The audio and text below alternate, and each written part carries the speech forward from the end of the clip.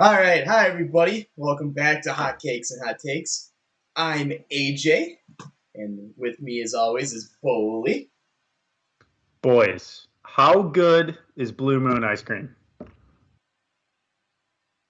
Good. It's just Fruit Loops. It's just Fruit Loops. Fruit Dude, Loops. Have you had Blue Moon ice? frozen Fruit Loops, AJ. It is You're not next wrong. level. And Bazinski's here with us too. I And we are here to talk about the quarterbacks going into the 21-22 NFL season. It's going to be a long episode. A lot of debating, probably. A lot of discussion. What? There's been quiet news on the NFL, I guess, besides for Carson Wentz, which we'll talk about him probably because he might be in our list, might not be. But other than that, I think it's been a quiet week in the NFL. Training camp started. Tomorrow's the Hall of Fame game, Steelers Cowboys. Get ready to watch Big Ben and Dak Prescott play it up because that's all they've been advertising. Watch them do work on the sidelines. But other than that, we'll just hop right into our quarterback rankings, starting at number 32. We have Zach Wilson from your New York Jets.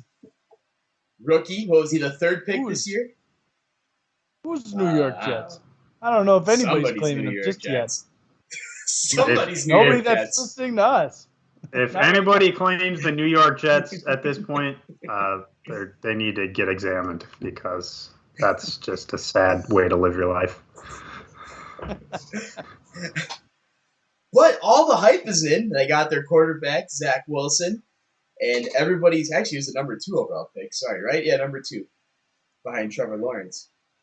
And Correct. Everyone's hyped because they got him and Elijah Moore, and everyone's ready for that dynamic duo. So how do you guys feel? I mean, obviously he's 32nd in our list, so maybe we should slow our roll a little bit. But how do you guys feel about Zach Wilson coming into the season this year?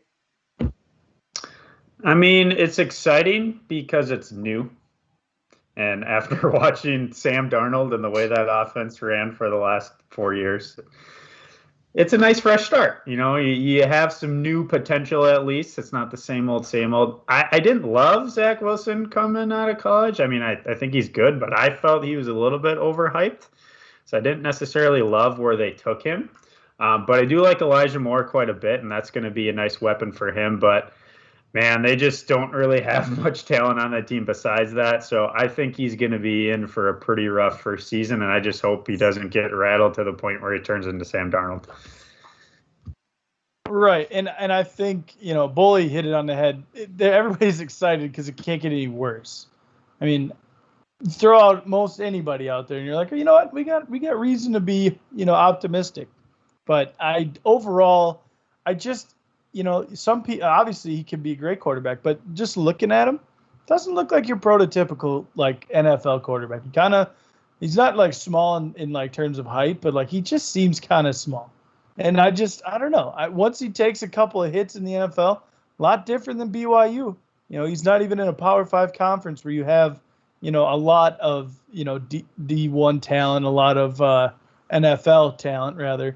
But yeah, he's still got some issues on the offensive line. Mekhi Becton's going to be nice to help him out, but overall, I just got to see it from him. You didn't get a lot of them in college because he played at BYU, unless if you're out there, which we are not. So just not much there for us off, what we have seen, what we've been able to see, other than the highlights, which is always going to show somebody's like superior talent. They're not going to give you, they're bad plays. They're not lowlights. They're highlights. So have to see what he can do. Yeah, that's for sure. I'm pretty excited for him. I think it'll be fun to see what he can do. A lot of hype coming in, so we'll see. Well, we'll move on to number 31 on our list. Tua from the Miami Dolphins. Probably a lot What's lower. his last Maybe, name? I don't know. I'm not even. Tagovailoa. That's Tagovailoa. perfect. What are you talking about? Tagovailoa? All right. Yeah. It's a lot of controversy, I think, this offseason involving Tua. I think a lot of teams the Dolphins are trying to dump him maybe on a lot of teams. I know I heard him in a couple of trades for maybe Deshaun Watson as a package, and maybe not Denver. What else? What's the other team? There's a couple of teams, I think, that anytime a trade was come up for a Dolphin trade, they were trying to get rid of Tua. I think maybe there was to try to dump him on the Jets to move up for the second pick. But a lot of hate coming from the Dolphins trying to get rid of him. But how do you guys feel about Tua coming into this season? So, first of all, was it really the Dolphins trying to dump Tua, or was it just everybody speculating? So I wouldn't necessarily say a lot of hate coming from the Dolphins on Tua. I mean, we don't really have any factual things to back that up. Yeah, he certainly was rumored, just because if you looked at that team last year, besides him, that team was loaded with talent, and it kind of felt like at times he held them back. So yeah, you kind of think okay, if they brought in an elite quarterback, that team could be really dangerous. So it made sense that he was rumored in a lot of different trades, but I don't necessarily think it was the Dolphins themselves actively shopping. I mean, I think if they got the right offer that came along, they would maybe consider it, but the only guy to me that even would have made any kind of sense for them to get would be Watson, and I don't think anybody wanted to touch that with everything going on. So I never really thought there was much of a serious chance of them trading Tua, because if you're a team that had a top 5 pick, kind of the same thing. Okay, could I take Tua, who we've seen a little bit from him and it hasn't been great, hasn't been bad, or I can take this unknown that could be amazing. They're going to choose that every time. Yeah, and I mean, even though obviously I ranked him, fairly low at him 30, I do think he has potential. He's, when they were scouting him last year, they said he throws one of the best footballs out of any of the prospects they had, coming out that year. So he has the ability. It's just the hip injury kind of scared a lot of people, and I think it might have even scared the Dolphins. Obviously didn't play him right away, and then when they did, he wasn't doing a whole lot. They didn't take very many shots downfield at all, and I don't even think he can't do that, because I mean, you look at the throw he made to win the national championship against Georgia. It was money. It was right on dime.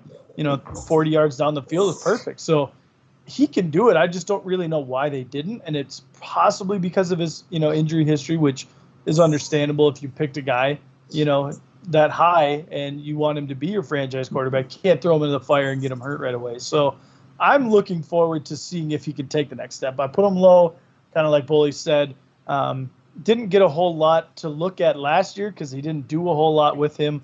So I'm hoping they open it up for him, let him throw the ball a little bit further downfield. Maybe use his legs a little bit, not let him run wild, but he has the mobility, so use that as a weapon. And if they do, I think he can definitely make a jump off the list.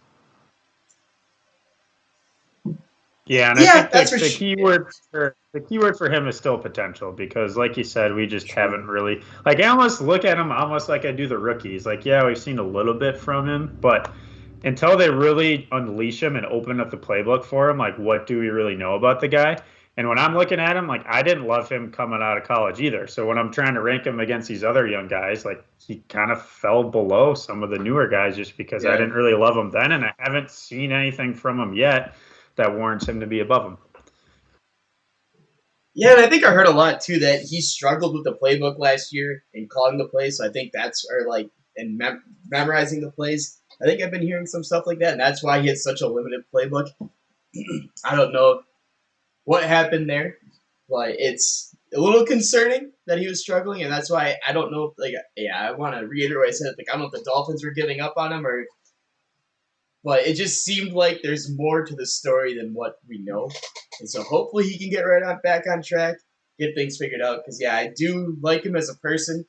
I think he has the potential to be a good quarterback, like you said, Bo. But I guess we will have to see. This is going to be a big year for Tua, which is crazy. In his second year, it's probably a make-or-break year for him already for that team. But we can move on. Number 30 on our list, Cam Newton. A little lower, Zinky. I think last year you had him up at number 12. I see he's dropped quite a bit this year. I guess I don't know if he'll ever be able to throw the ball like he used to with his shoulder issues that he's been having, but How do you guys feel about Cam Newton coming into the season? And do you think that he'll be the starting quarterback throughout the entire season? So is this the part where Zinke admits that we were right last year? I wouldn't say right. I'm not going to say right, but I'm not going to say I was right. Because the issue is, when you look at his first, 2-3 games last year, he was on fire. He was doing well. He was throwing the ball well. But then didn't he have like a lower body issue? Do you have an ankle issue or something after COVID? Well, Yeah, that was the thing I was saying last year. No. It's not his talent. It's just ever since he got injured, he's just never been the same. But like AJ was saying, he goes, his shoulder. I don't really think it's his shoulder. I think what ended up happening was he started to try to utilize his shoulder more, because I think he did have a lower body issue. I don't remember. I could be wrong. But I do think that his throwing mechanics were off because he wasn't able to set and plant and push off of his back leg a little bit more. Because if you were to see, it's not even just like he couldn't throw it downfield. He was throwing the hitch routes short. He was throwing them at their feet, and that's not a product of your shoulder being bad. Unless if it is his shoulder, then in that case the Patriots have to be the stupidest franchise in the NFL. Because if that's affecting his throwing that much, then nobody should sign. He shouldn't be on any teams. But that's why I'm saying I don't think I agree. He shouldn't be. Right.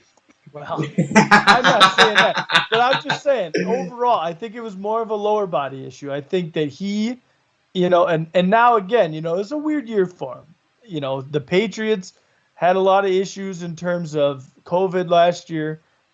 He himself had COVID issues. He had to stay out for a little bit. Their weapons were atrocious. There was a lot in place for him to not succeed, and obviously he didn't succeed at a high level. But they brought him back. They still liked him somewhat, and this is from the team, from the coach, who everybody is saying, is the best coach of all time. He can't be wrong that poorly after he's been right for so long. So I'm giving him a chance. Obviously not as good as I had thought he was, but I mean, obviously I'm going to have to take him down based on what he did last year. To answer your original question, though, I don't think he's going to start all season. I do think he will probably start the year as the starter. He's bound to get hurt at some point in the first month of the season. So that alone right there tells me he won't make it a full season. But no, I mean, I do think at some point Mac Jones will probably take the reins. And I think it also is going to depend on how they're doing as a team. I mean, if he starts and their defense is balling out like they have in years past, and they're able to have him just do enough to win games, and they're in a good spot, and maybe they stick with him. But I just don't really see that happening. I know they made a lot of additions this season, but I still don't really see them as a team that's really going to compete that deeply. So, no, I think you're going to see a little bit of Mac Jones get on the action. But all their tight ends, I guess we'll talk about that later. I don't know. Maybe Belichick will work up a system for Cam involving the Hunter Henrys and the Jonnu Smiths, and maybe that could help Cam out. So we'll see. I guess Bill Belichick, this is going to be a fun year for him, I think. But move on to number 29 on our list. Justin Fields, Chicago Bears. Another rookie. Not QB1, QB2 somehow finds his way on our list. QB1 didn't make it on the list, the Red Rocket. Obvious, it's a little sad to see, but Justin Fields, when do you guys think he'll step in and be the starting quarterback for the Chicago Bears? And what do we like about him so much? Week 1. What? No, That's Andy Dalton's QB1. Andy Dalton's QB1. And so was Matt Flynn. And look how many games Russell Wilson's missed. Yeah, look at that. But they didn't tweet QB1 with Matt Flynn when they signed him. The Bears are all in on Andy Dalton. Yeah, they did. I mean, they may not have tweeted specifically QB1.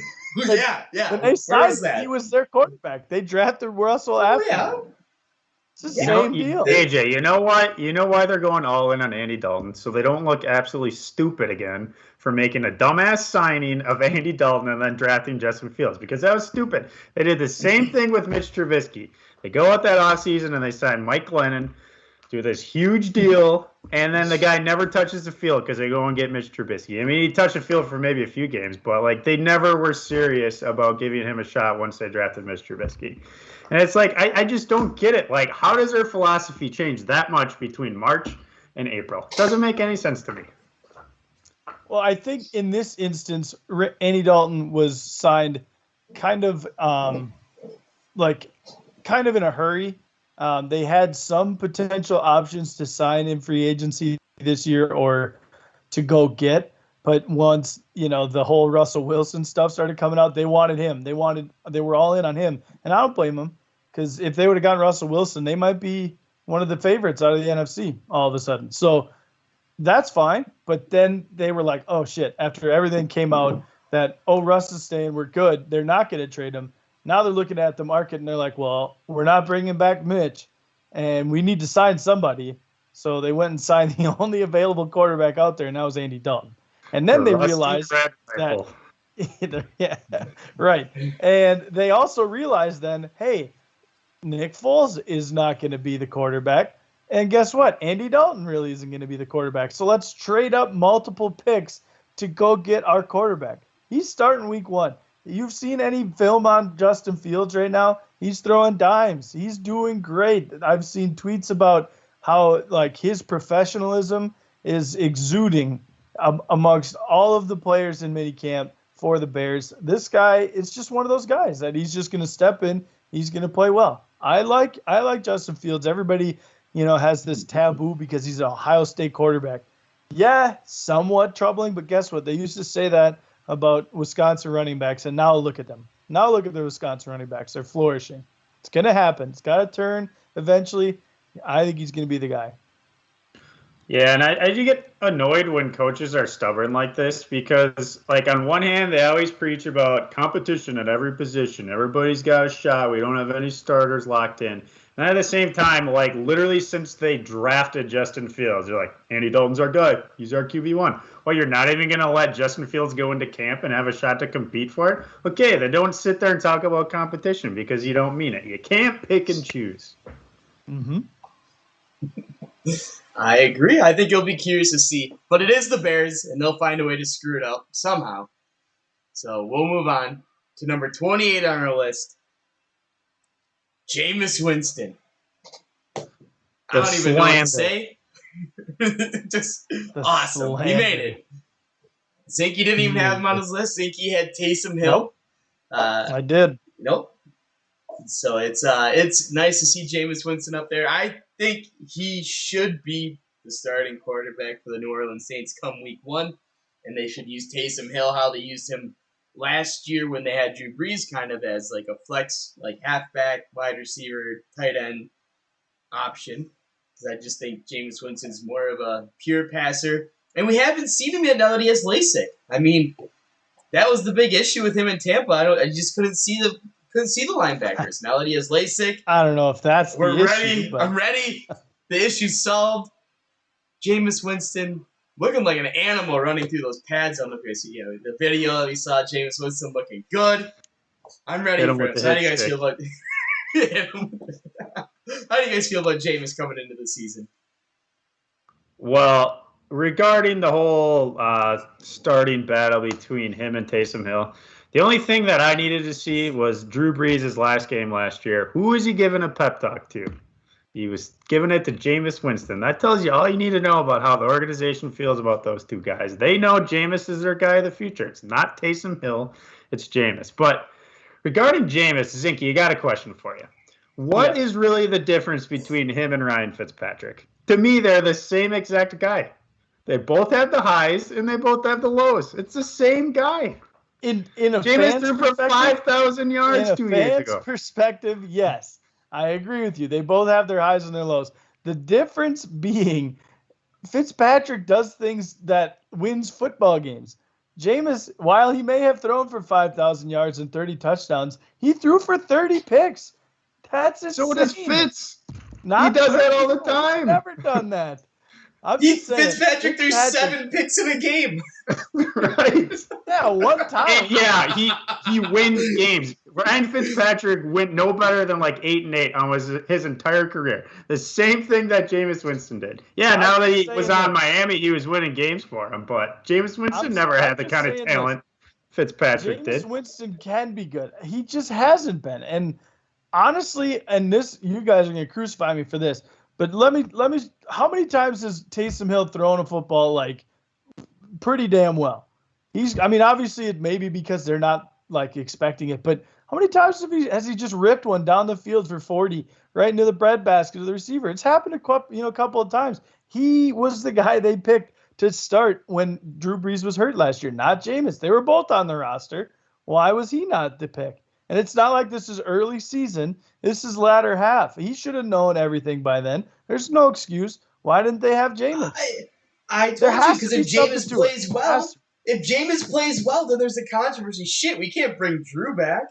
If Jameis lights up the league, Taysom, they know, like, all right, even if Taysom does good, we know he's not the answer. Drew Brees will easily come back when he's healthy and take charge of the team. If Jameis comes back and he's throwing dimes, has a great game against the Atlanta Falcons, there's a potential controversy. Like, shoot, should we have Jameis just take over for the rest of the season then? Where I feel like with Taysom, that's not really an argument. Yeah, I just think when you're throwing in a guy for like 4 games, you're going to go with the guy who's more comfortable with the system. And also with Taysom, like, it is a huge change of pace between him and Drew Brees. So that part of it probably intrigued him. They're probably like, oh, teams aren't necessarily going to be ready for a full game of Taysom Hill. Can throw a lot of different wrinkles at him. So I think that's part of it too. But ultimately, I just think they felt he's more comfortable with the system. We don't have to, go too far outside of our comfort zone. We can just slide Taysom Hill in and just do more of the gadgets than we've been doing in the past. Now, then answer me this. What's the difference between Jameis Winston and Teddy Bridgewater? Taysom Hill was there both times. They went to Teddy when he was there. They didn't go to Jameis. And it's not like Drew Brees wasn't thinking about retiring. That was definitely a topic the year before. But Taysom didn't have as big of a... Was Jameis there when Teddy was there? No. Taysom Hill was there with both Jameis and Teddy. But they went to Teddy when Drew Brees got hurt the year before. Last year, they did not go to Jameis. Well, so you're saying they went to Teddy over Taysom Hill, and then they went to Taysom Hill over Jameis. So you're saying transitive property. Teddy is... No, I'm just saying, like, at least AJ's reason, maybe not your reason, but AJ's reason being they didn't want to go to Jameis because now it's going to create controversy. Teddy Bridgewater went in, he didn't lose. And according to our list, as we'll find out, Boley didn't, but AJ and I both had Teddy Bridgewater above Jameis. Mm-hmm. Why then does that lose its allure then when Teddy's there instead of Jameis? Do you really think Jameis is that much better? Do the Saints think Jameis is that much better that if he performs, now they have a controversy? You knew, though, at the end of this season that Drew Brees' shoulder wasn't good. He had, he could already tell throughout the season that his arm was... People were saying that the year before. That's what I'm saying. He was still looking pretty good, though. A difference. I wouldn't say much better than what he was last year. I think it was... There may have been more of a sign that he was declining, but you can't say that it was for sure Drew's coming back next year. There's no way. But the thing is, too, is Drew got hurt early in the season, for a couple years now. I think there's a difference between getting hurt early.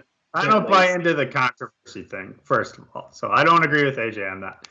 I just think when you're sliding in a backup quarterback for like a month of the season, you just want the safe play. You don't want to do anything crazy. You don't want to throw a Jameis Winston in there who could come in and throw 4 interceptions and lose you like back-to-back games just because he goes brain dead. He's not going to give you the highs like Jameis is, but, Taysom Hill, Teddy Bridgewater, you kind of know what to expect from those guys. And I just think they didn't want to stray too far from, the beaten path, and they just wanted to keep everything safe for a little bit. So I think that's why they did it.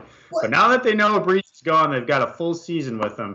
I think you got to go for the upside, and you got to play Jameis. The roster that you have on that team, I just don't see Taysom Hill taking them very far into the playoffs. And Jameis Winston, I don't really see it either. I mean, I have him ranked as my 20th quarterback. It's not like I'm saying he's that great. Yeah. But the upside is there. If he could somehow just eliminate those mistakes, there's a lot more upside with him than there is Taysom.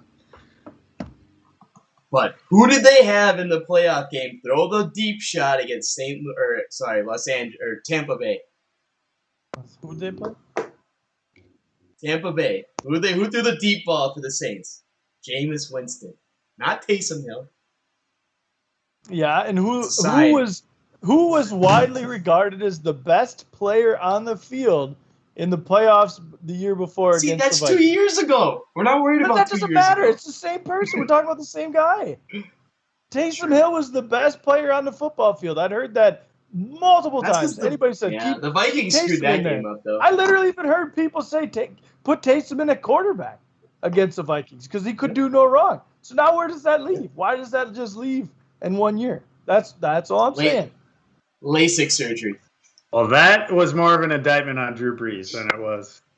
Right. How good Taysom was. Sure. Yes. All right. But we can move on to... Just saying. Saints have too many quarterbacks. They just got to pick one and get rid of the rest of them. How about that? Don't have to worry about it anymore. Move on. Number 27 on our list, we have Sam Darnold, the new Carolina Panther quarterback. Leaves the Jets organization in a trade. Carolina really wanted him. They moved on from Teddy Bridgewater. Interesting that we have Teddy higher than Sam on this list. But Carolina traded Teddy to Denver, right? And then they went and got Sam Darnold. So they obviously are high. Again, the potential's there. Maybe the Jets just don't know how to run an organization, which could very well be the case. So we can see how Sam Darnold does in Carolina. I'm actually very excited for him. I think he has... I think he just needs to get in the right system, and I think that'll help out. I think Matt Rule, I like what he ran last year with Teddy, and now he actually has offensive weapons to help him out, besides what the Jets were giving him. And he doesn't have, oh God, I can't remember, who's the shitty coach on the Jets last year? Adam Gase. Yeah, he doesn't have to deal with that guy anymore. So right there, that's just a positive. So I'm excited for him, but how do you guys feel about Sam Darnold coming into the season? I want to address what you said about the fact that the Panthers finally got weapons. What are you talking about? No. Sam Darnold got weapons. Sam Darnold got weapons. Okay. No, right. Darnold has weapons. I'll say, if anything, the Panthers lost weapons. No. They didn't gain anything. No. But, okay. All right. I stand. No. Darnold got weapons. Yeah. Okay. Well, I think he's going to have a better year because he's coming from the Jets organization. And kind of how we said about Zach Wilson, like, it can't really get worse. So, yeah, I think he's definitely in a better system. I want to see him with Matt Rule, but I don't trust it. I mean, ever since he saw Ghosts out on the field, I've just been very worried that guy is ever going to figure it out. And I don't know. I hope he does. I mean, I'm rooting for him, but I just don't really see it. I had him like 31st in our rankings. No, I didn't even have him. Come to think of it. Who did? Who didn't have him? Well, didn't even have him. Yeah, he did. It's 31. Sorry, that was supposed to be 33. Bully left him off. Yeah, see, I didn't even have him, so. Well, yeah, I mean, you sounded kind of flabbergasted there, AJ, when you said we both had Teddy above. Yeah, I think that this is a bad move for the Panthers. You signed Teddy Bridgewater because you think he could be your quarterback. You signed him for 3 years, and you trade him after one. That's like a head coach 1 year, and then you're like done. That doesn't make any sense. I think this is a horrible move. I mean, Sam Darnold might be okay, but I'm not going to say Teddy Bridgewater was a Super Bowl winning quarterback, but what are you gaining here? You traded away a quarterback to get another one that is around the same talent level. What are you doing? You're just making lateral moves here. Move forward with what you have, and I don't think Sam Darnold is like erratic. I don't think he's going to turn the ball over that much, but like Bully was saying before, Teddy Bridgewater, you know what you're getting with him. He's going to take care of the football. He's going to command the offense, and he did it without, Christian McCaffrey. So he had a good year last year. So you can't say like, oh, well, it was easy. Everybody's trying to stop McCaffrey. They weren't. He wasn't playing. So I think Teddy Bridgewater is a fine quarterback, and I just don't understand what the Panthers are doing here. He'll probably get better, but again, there was really nowhere else for him to go but up. Yeah, the only thing I can think of is it was probably just Matt Rule, coming from the college game recently, saw what Sam Darnold did, and he's probably like, I just want to get my hands on him. He's a young guy. I want to try to mold him into the guy that I think he can be. But man, the guy's had like 4 seasons, granted with the Jets, so it's like it's hard, but I just feel like in the history of the league, like a guy's had 4 of that bad of seasons as a quarterback, they'd never figure it out. Like I just don't see it happening. Well, again, how much is it him versus the system? I don't think the Jets did any favors for him. I did see he had some like signs of greatness. I guess he had some really good games. I mean, he also had some really bad games, like the Ghost game. So I just think if he gets in the right system, it could help draw out the actual potential that he has. I don't know. I think you're upplaying the system a little bit too much. Good. I think the system is what people fall in love with when they're trying to talk about a great quarterback. Like, oh, would Mahomes be that great if he went to New York? I think he'd be fantastic because he's Patrick Mahomes. Sure, the system may help him, elevate a little bit higher, but this is Patrick Mahomes doing, making the plays. It's Tom Brady making the plays, Aaron Rodgers making the plays. The system cannot elevate one from a horrible, horrible team, in horrible seasons to a good year or even a great year. There's no way he can improve that much. And if he does, I will put my hand up and stand corrected. If it's truly about the system, then why do you go out and trade like 3 draft picks for the guy? I mean, you just plug anybody in. Right. Well, no, yeah. Well, I think he has the talent. I just don't think New York did a good job of helping him improve to get to the level he's supposed to be. I think he could be a very good quarterback in this league, but he just needed to. I don't think the Jets did him any favors. But if you have talent, like everybody still saw everything that Patrick Mahomes did and was in awe of the things that he did in the Super Bowl, even though he had absolutely no help from his offensive line. That's talent. Yeah. Sam Darnold is not doing anything close to what he was doing. So that's why I just don't see how he can be any better than average at this point. He was below average with the Jets. You can only get so much better. If he would have been that great, he would have at least showcased that when he was with New York, and he really didn't. I don't know. That first drive was always good for the Jets. First in Houston. And how much did we shit on Bill O'Brien? Right. True. But, all right, we can move on. Number 26 on our list, Daniel Jones, Danny Dimes. I don't know. I think that's probably a good spot for him. I don't know. I don't really have much to say about Danny Dimes. We'll see what he can do when Saquon comes back. How do you guys feel about Daniel Jones? Yeah, I like the addition of Kenny Golladay. Give him another weapon there. But beyond that, I mean, he's pretty boring. I mean, he doesn't do anything exceptionally well. I don't think he's bad. He's shown some flashes of promise, but yeah, this is going to have to be a big step up for him this year. If he kind of plateaus, I don't know how much of a future he's going to have in New York. Yep. Fastest quarterback in the league. Until the 10-yard line. Yep. Yeah, it'll be interesting for him. I'm curious to see how he does. I think this is his make or break year to see if the Giants can stick with him or if they'll have to move on.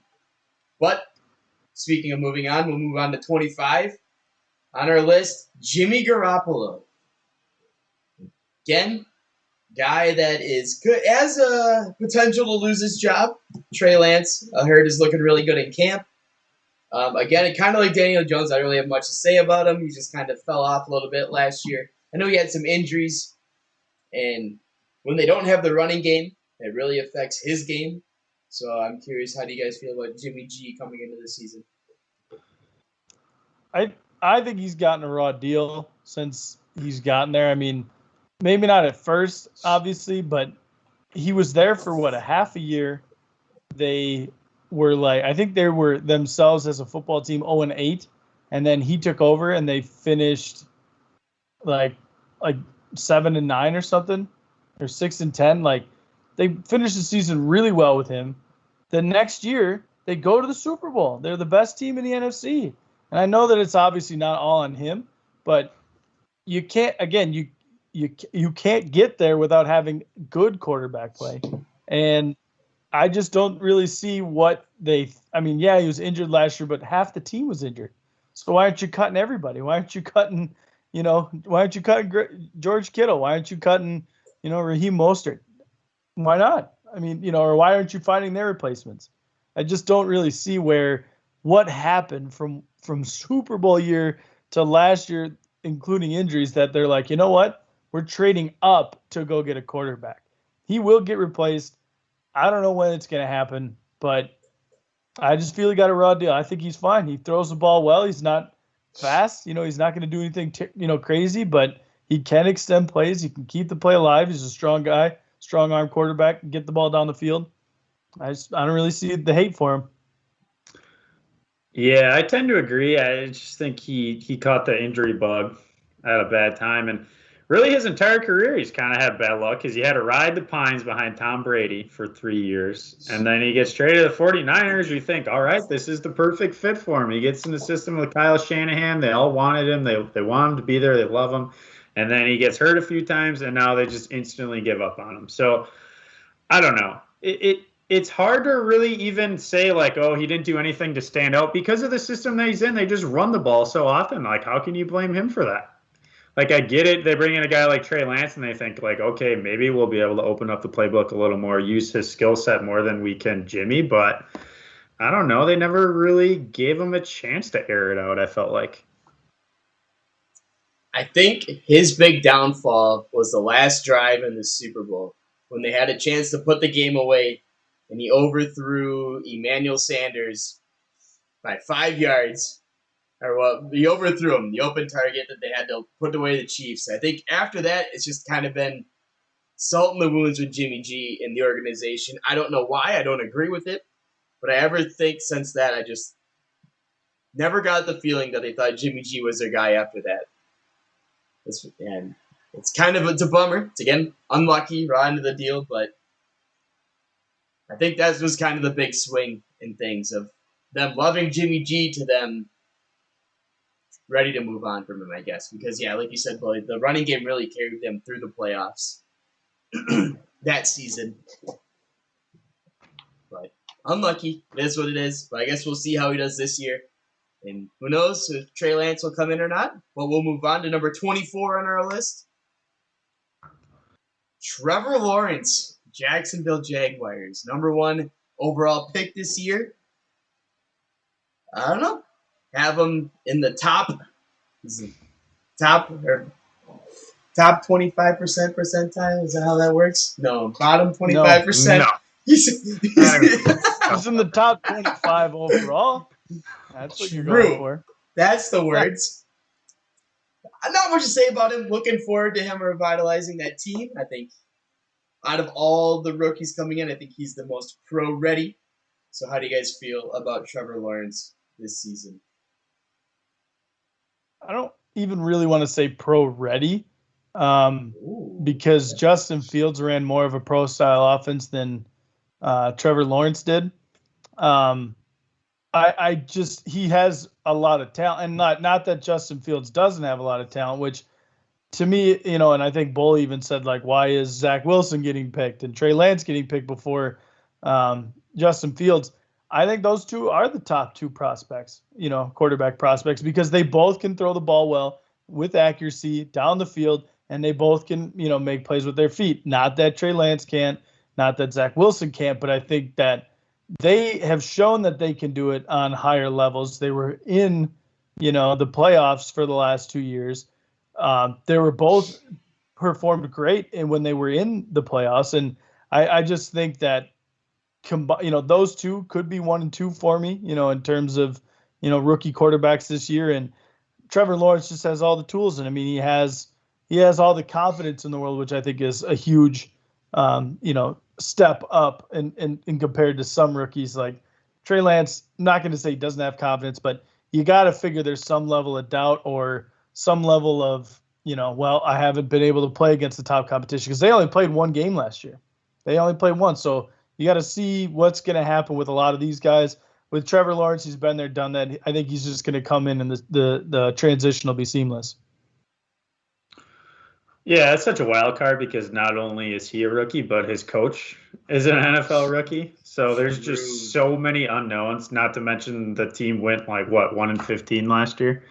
So doesn't have a whole lot to work with. So it's not exactly the best way to come in and try to lead your rookie season. But yeah, that's true. He's got a stud tight end out there now. So maybe that'll make the difference. But no, he's obviously the most talented quarterback out of this draft, so I had to have him ranked the best out of all the rookies, but you don't know. I mean, he could come in and be a top 10 quarterback. He could be god-awful. We don't know how the Urban Meyer system is going to work in the league. Yep. Well, that'll do it. We'll move on to number 23 on our list. Carson Wentz. Kind of interesting. He underwent foot surgery, and he's out between 5 to 12 weeks. I think I had him lower on the list because, if it is the 12 weeks, that's almost half the season. And so it'll be interesting to see. Real curious to see when he comes back from this injury because it's such a big window that they give him. Philip Rivers said he's ready to come back. I think he's complimenting. If they want him, he'll come back. But I think the Colts are going to stick with, I think it's between Jacob Eason or Brett Hundley are their two the forefronts for starting the season. God, don't say Nick Foles. That. Yep. Yes. Bring him in. Big Dick Nick. Oh we want him. Gosh. History repeats itself. That could. Takes over for Carson Wentz. I just think that'd be too big of an issue. But speaking of Carson Wentz, how do you guys feel about him? Or we can just talk about the Colts quarterback situation in general until he gets healthy. Well, I kind of removed the injury when I did my rankings, which maybe I shouldn't have. But with that window, like you said, I've never seen a timetable that big before. 5 to 12 weeks, that is literally he's back for the start of the season or he misses almost half the season. And I guess part of it is just the timing when he got hurt. But that's insane to me that they don't know if he'll be back at the start of the season or potentially miss half the season. So who knows? But yeah, with Carson, last year was obviously really rough. I mean, I don't know what he just looked lost out there for the entire season. But in the back of your mind, you're like, come on, man. 3 years ago, he was going to be the MVP of the NFL if he doesn't get hurt with 4 weeks to go. So part of you is like, I don't know, get some talent around him, which he has now. Maybe he can rekindle it. So I had him at 23, but I don't know. He's another one where it could go south real quick. Yeah, I gave him a bump because of the offensive line mainly. I figured he'd have more time, protect him a lot better. He would be more comfortable instead of, shitting his pants like, oh, God, I'm going to get hit, because that was basically every play for him. So relax, make better decisions, but now he's hurt. Quentin Nelson, same injury, same timetable. He's out 5 to 12 weeks with the foot surgery. So it'll depend on when they come back, obviously. But I do think like Bully said, he was an MVP candidate, probably the favorite through 12 weeks. You can't think that he's just lost that. I just don't think that happens. But I guess, there are people that get the yips and can't throw a football 5 yards down the field. So it can happen. It just seems weird to me. I guess Cam Newton was an MVP, and look what happened to him. Yeah, so I guess it's possible. It can happen. Yeah. All right. We can move on to our list. Number 22, the guy we brought up earlier, Teddy Bridgewater. I guess it's not really confirmed whether him or Drew Lock's going to get the starting gig. I do think Teddy Bridgewater is the better quarterback of the two, but I don't know if they want to stick with the young guy, give him another chance since he kind of looked good his first season when he came back, and then last year he just kind of laid an egg. So how do you guys feel about the quarterback situation in Denver? Who knows? Maybe they still might get Deshaun Watson. No, they're not trading for him. But you guys know my thoughts on Teddy. I love him. Always wish the best for him. We've already talked about him. So at this point, all I can say is in terms of him or Drew Lock, what would you rather have from an organizational standpoint, from a coach's standpoint? from a teammate standpoint, a guy that is consistent, is going to take care of the football, or the guy that may be able to pop off for 400 yards and 4 touchdowns, or a guy that can throw 3 picks, or will throw 3 picks on any given day. I personally would rather have the consistency and know what I'm going to get to lead my football team, and that is easily Teddy Bridgewater. Yeah, I think Teddy's a better quarterback without a doubt. The only thing is, like, if they move on from Locke here and they play Teddy, well, I mean, Locke is done. So they're basically saying we're giving up on him already. And so part of me thinks that they are going to give Locke at least a shot to start the year, because if he can somehow figure it out in the offseason and take off this year, maybe they have their quarterback of the future. So I feel like they're going to give him a shot, but ultimately I think it'll end up being Teddy's team, because I just don't have a lot of faith in Drew Lock from what I saw last season. Yep, that'll be an interesting idea. Like you said, I like Teddy too. It'll be interesting to see how that team plays out. Very curious to see how that turns out. We'll move on. Number 21 on our list, Jalen Hurts. A little higher than what I would have expected. Came on at the end of the season. Played very well. Looks like it's his team for this year, but I've heard a lot of things that, the Eagles don't. We'll see how this goes, because the Eagles, I don't think, want to have him be their franchise quarterback, because I think there's some, I don't know if it was talent issues or something, but I heard they were like looking to, if they could have upgraded this year, I think they would have. So it'll be interesting to see how that plays out in Philly. But obviously you guys like Jalen Hurts, so let's hear it. Well, I don't know. I don't know if I believe that the Eagles don't want him. I don't really know where that's. I don't know where you're coming up with all these reports, AJ. I hear things, all right? From that trash man in Minnesota. The trash man. Trash man's giving them all his information. But no, I loved what I saw for him last year. I mean, I don't know what you saw that you didn't like, AJ. I thought even when he was drafted, it was the steal of that draft. The guy has the pedigree, man. He's a winner. And from what he showed me last year, I have no reason to believe that he's not going to translate that college career into the NFL. Right, and I don't know. Hopefully, it's not talent, because he has way more talent than a lot of people out there. He's fast. He's got a good arm. He's mobile. That's almost your prototypical quarterback nowadays. If you're unless you're like grandfathered in like Tom Brady, who doesn't move, or Peyton Manning. How many quarterbacks in the league now are legit great if they're not mobile? Like, think about a quarterback that is tree trunks stuck, feet in the mud, stuck in the pocket, that we are high on. Super Bowl MVP. Super Bowl MVP. Like I said, outside of him, because he's been there, done that. He's smart enough to get rid of the ball when he needs to, but otherwise, nowadays, everybody's looking for that flashy play. That's exactly what you're going to get with Jalen Hurts. You're going to have him keep the play alive. He's got the ability to extend plays. I think he's going to be fine. I just don't see where you think he's the second worst starting quarterback in the NFL. That, to me, is outrageous. The Eagles haven't even named him his starting quarterback yet. Who's going to play? Who's going to start over him? Nick Mullins? I don't know. Absolutely Nick not. Sudfeld. No, Nate Sudfeld. Nick Mullins, they traded for. Yeah. He is their backup. He is not starting a football game this year. Not unless Jalen Hurts gets the hurt. way the GM and the head coach, it doesn't really not respecting Jalen. The GM was the one that told the head coach, "You're playing Jalen Hurts." I think the head coach may have. That was the report. The head coach might have wanted to move him on, but whatever the Hugh Lowry. No, that ain't right. He's an actor. Who in the hell knows? Something Lowry. I don't know. Whatever the GM or the owner of the Eagles is, he was the one that said, "You're keeping him." I mean, the coach got fired for pulling him out of the last game of the year. Right. So, to me, that tells you everything you need to know about how the franchise feels about the guy. Yep. That's why he got fired?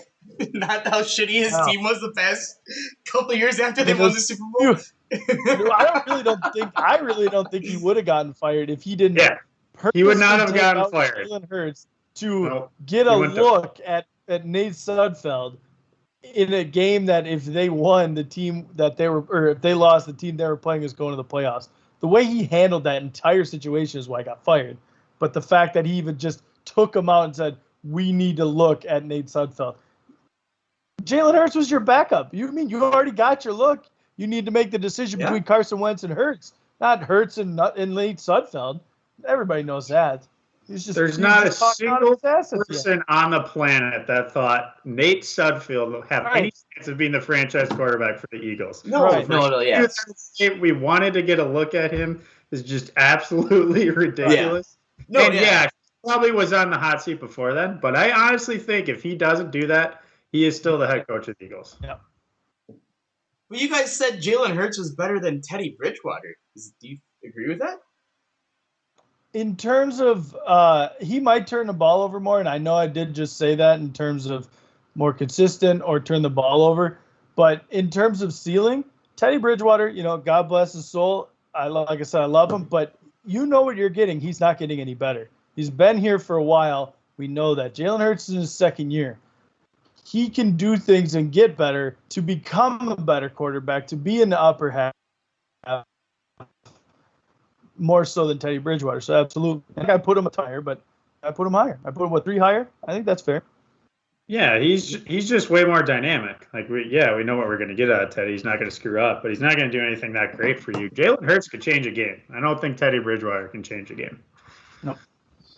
We'll see. I'm curious. I think the Eagles will have a down year. I think Jalen's going to struggle in his sophomore year. It'll be interesting to see. I think he'll struggle. That's why I had him so low. I like how he played last year, but I also think it was near the end of the season too, where I guess they didn't have a playoff hopes on the line. But it'll be interesting to see. But we'll move on. Number 20 on our list, Ryan Fitzpatrick. I think that's a good spot for him, taking over the quarterbacking duties for the Washington football team. I think that's a solid spot for him. Looking forward for him to go 8-8 again. 9-8. Probably have a game where he throws 4 picks, and then a game where he gets 450 yards and 5 touchdowns. The normal stat line for him. So how do you guys feel? Zinky, we know you love him. So why do you like Ryan? I had him the lowest out of any of our lists. Oh, did you? I had him lowest. Yeah. Well, you're a big Ryan Fitzpatrick guy, though. Yeah. See, you love him. Well, I mean, who isn't? Who isn't? Who doesn't? Like I said, all you need to know is he got benched. He comes in to replace the guy that got him, or that he was benched for against the Raiders, makes a pass where he's not even looking. His head's literally turned 90 degrees to the left, and he's hucking it 30 yards down the field, puts it on the money. What do you mean? How don't you love a guy like that? Plus, that game last year, I think a Thursday night, it was against the Jets or somebody. He's just running around laughing, sticking his tongue out. He's like 40 years old. He's just having a ball out there. How can you not like that? Just slinging it. He knows what he's about. True. Plus, with all the receivers he's got out there, he's going to have a good time. Yeah, Ryan Fitzpatrick, Jameis Winston, same guy. I'm trying to tell you guys there. The same guy had one of them ranked 20th, the other one 21st. My 2 favorite quarterbacks in the league for all the reasons that Zinky just said. And hey, did you guys know that he went to Harvard? Not a chance, really? A smart guy. Yeah, hard to believe, isn't it? Probably haven't heard that before. Haven't. All right, we can move on then to number 19 on our list. Jared Goff sneaks into the top 20, the new quarterback for the Detroit Lions. Fell into some rough times with Sean McVay in Los Angeles. Traded, now the Rams have Stafford. Goff gets a new chance, new life to shine in Detroit. How do you guys feel about Jared Goff? Really just average. I had him 18. That's like right in the middle, and I think that's perfect. I mean, former number 1 overall pick. He's had his moment in the sun, which is kind of crazy because you look back at that year that they made it to the Super Bowl. They won Monday Night Football against the Chiefs 54-51. And he orchestrated that. He was the quarterback for that. Now look at us. We're like, oh, he's just average. Which it is, that is what he is. He's not, he's got a decent arm, but other than that, he's not crazy mobile, but he can still, move out of the pocket a little bit. But He's not overly accurate, but he's not inaccurate. He doesn't throw the ball a ton down the field, but it's not like he's, only slinging 5-yard slants and stuff. He's just average. He does things well, doesn't do them great, and doesn't do anything truly poor. Yeah, average is just the perfect word for him. That's what he is. I had him 27th, which is probably a little bit low, but I feel like it's the Detroit effect. He's just in the pit now in Detroit, and it's just hard for me to have a bright outlook on his future. That is true. But we can move on to number 18 on our list. Ben Roethlisberger. MVP the candidate last year. Controversy of last year's list, Ben Roethlisberger. True. Now look at us now. We all agree. We have almost the same rankings on him. True. Yep. But yeah, I mean, could be his last season as a Steeler. Maybe his last season of football in general. He's lost a lot of weight. He's ready. How do you guys feel about Big Ben and his hopes for Pittsburgh this year? I feel that he is the exact opposite of Cam Newton. Granted, you both had him higher, and I had him lower, and I had Cam Newton higher, and you both had Cam Newton lower. What did Ben do last year that proved that he was so great in your eyes? I don't think he did anything. He threw slants, and that's what everybody. He led a team to an 11-0 record. He was the MVP of the first half of the season. For you, nobody else thought he was an MVP he because got some talk when they were 11-0. saw it for what he was. They saw got it for some what talk he was. to you, AJ. Nobody else. They saw it for what he was. He wasn't throwing a ball down the field. He wasn't hucking it. Every now and then he did, but that's just to keep him honest because he could. He was. They didn't have a run game.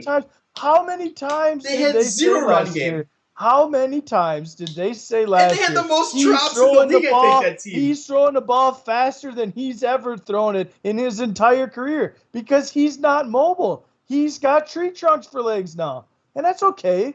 He had his time in the sun too. Well, that's true, but he at least would rumble through. He was a big boy. He would rumble. He at least had kind of spry legs, if you wanted to call him that, but he would at least run. Now he's not going anywhere. Christ, you get him out of the pocket, your job's done.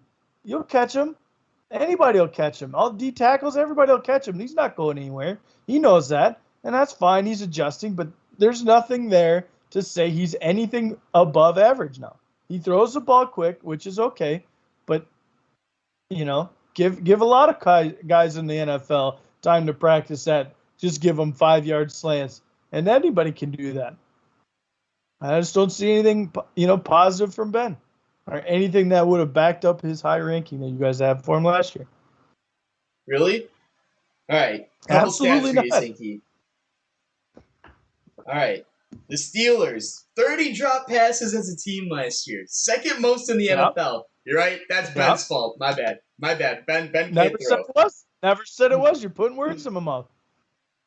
You're looking at their rushing offense. Let's see. Last year, the Steelers had 1,351 rushing yards. Fewest in the league for a team. And yet, somehow, the Steelers were 11-0. When you're throwing 5-yard slants, it's the same as a run. He's getting the job done. That's all that counts. He led them to 11-0. Their defense, granted, their defense was good. But somebody's got to put up points, and that's what Ben was doing. Wrong. They did not put up a ton of points last year. Their defense was the carrier. He didn't carry nothing except for his belly. To and from the sideline. Oh, God. Just taking shots. Ben Roethlisberger's stats last year. 3,800 yards, 33 touchdowns, 10 interceptions, 94.1 quarterback rating. That's solid. I mean, that's... Yes. Solid. Average. Because nowadays, if you're not hitting 3,000, you have a shitty year in terms of passing yards. 4,000, honestly, 3,800 is probably like your middle road. So I that's fine. He's middle of the road. 33 touchdowns, decent. But, Rodgers had 15 more touchdowns and 5 less picks. Those are elite Rodgers level. had a run game. Those are average level numbers. Well, sure. Pittsburgh averaged 26.6 points per game, 12th in the league. If he had a run game, And he's carrying the team and he's MVP candidate. Why isn't he throwing for 5,000? Flirting with 45 touchdowns. He's throwing the ball so much. Oh, that's right, because he's throwing it 5 yards. They're not going anywhere. They're right to the linebackers. His team's He dropping was a him. top 12 quarterback last year by stats and by the eye test. This year, I feel like you have seen him regress a little bit physically over the last 5 years. So I'm expecting that to continue, which is why I have him 19th. But last year, I think I had him 12th, and I think he backed it up. I think he was right around there. Amen.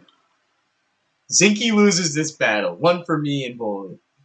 Move on to number 17 on our list. Joe Burrow. I got my truthers. They got my back. I know who they are. I don't. I just figured there's at least one person out there.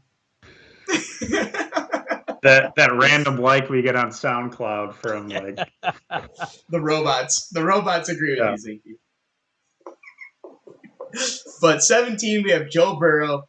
Coming off the ACL injury, he was having a pretty good year last year until the injury.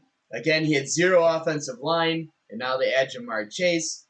It'll be interesting to see how he comes back from the injury. But it was pretty funny. I was watching a video, and it was called Unrealistic Madden. And basically, it was... Oh, go ahead, Zinky. No. I was just wanting to... Oh. I got something right after this. You keep going. Yeah. So it was Unrealistic Madden, and basically it was a minute of Joe Burrow in Madden saying hike and standing in the pocket for 10 seconds. I was just dying laughing because he had 0 help last year. So hopefully they can fix the offensive line issues, but we'll see. But how do you guys feel about Joe Burrow coming off the injury? Oh, Zinky, go ahead. Forgot. Yeah, this is my moment. No. How do I feel? This is what it's leading into. Why is he so much higher on your list if he had no help? But Sam Darnold, is so low. I mean, not on your list, but why is that different? Why is he much higher than Sam Darnold if it's the same issue? What do you mean? You just said Joe Burrow had no help. He had 0 offensive line. He didn't have many. Well, in offensive line, he didn't have Tyler Boyd, Joe Mixon. That keeps telling me that the Jets had weapons. You were the one that told me that. No. I said the Texans had weapons. The Jets had no weapons. I've always been on the side of the Jets having no weapons. You're right, but still, my point still stands.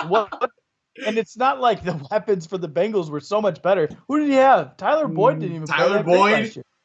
Higgins, T. Higgins came on late. Tyler Boyd and Higgins almost both had 1,000 yards receiving last year. And Joe Mixon was kind of getting the feel for it back. That's a pretty good help. They just had 0 offensive line. I'm just saying, that's what you kept saying about Sam Darnold. Yeah. Why is it so different? Okay, besides Jamison Crowder, who do the Jets have? Exactly. I never said they had anybody. I'm just saying, overall, is the well, you're offensive wondering line. what the difference is. You seem to think that Sam Darnold in a new offense is going to just be stellar. But why is Joe Burrow already above him if he's in the same situation? Because Joe Burrow has more talent. And Sam Darnold is not. There you go. That's all I wanted to hear. Well, that's why I have Joe Burrow higher than Sam. I just think that's my point. Because Sam Darnold next year, watch it. Sam will be in the top. Got the talent. Next year, Sam will be moving up the rankings. Just watch. For greatest draft bust of all time. Wow. Savage. All right. Now we're getting hot. Bully, how do you feel about Joe Burrow? I don't have anything to add after that. I need to just regroup. Move on to the next guy. All right. We'll move on, we will, to number 16, Justin Herbert. Had a really good year on the second half of the season, came on. Who knows? With Tyrod Taylor doesn't get his lung punctured, we might not be able to see Justin Herbert until this year, but he came on. He had a monster second half of the season, so only great things from here on out from Herbert, right? I feel like we can't talk about Justin Herbert without saying that we were wrong every time. True. Yep. Just shitting on him coming out of the draft because you know what? Unlike those other hot take artists out there who never admit they're wrong, we do. Transparency here on this podcast. We admit that we were wrong. But yeah, Justin Herbert, he proved me wrong last year. The guy has a cannon. I mean, I've been impressed with his arm. It's fun to watch and can do a lot with his legs too. I mean, he's kind of got the full package from what we saw last year. So yeah, not I guess a ton of weapons on the team. I mean, I think they have decent weapons. Keenan Allen is obviously really good, and Austin Eckler, but beyond that, I'm not really sure they're super deep. So that might hinder him a little bit. But yeah, the guy's really solid. You got Jared Cook this year. Did you say that? No, he didn't. I did not. But you guys hate Jared Cook, so I don't know why you're even bringing him up. I don't hate him. He's just not that great. Who hated Jared Cook? Well, we didn't have him on our list. Remember that from the tight end episode? Yeah, guys, you shit on him. Well, he would have made it if we'd have done, more than 20, but I digress. Anyway, I do, like Wally said, we have to say he was, we were wrong. I think he was our last ranked quarterback last year, probably. And you can look at him now. He's literally right in the middle, upper half now, just in the upper half. And I want to see what happened with him, or at least from our standpoint. We all said, oh, he ran the football well. He ran the option at Oregon. Can he really throw the ball? The Chargers opened it up, let him throw it deep, and he did it wonderfully. That's what I want to see with Tua.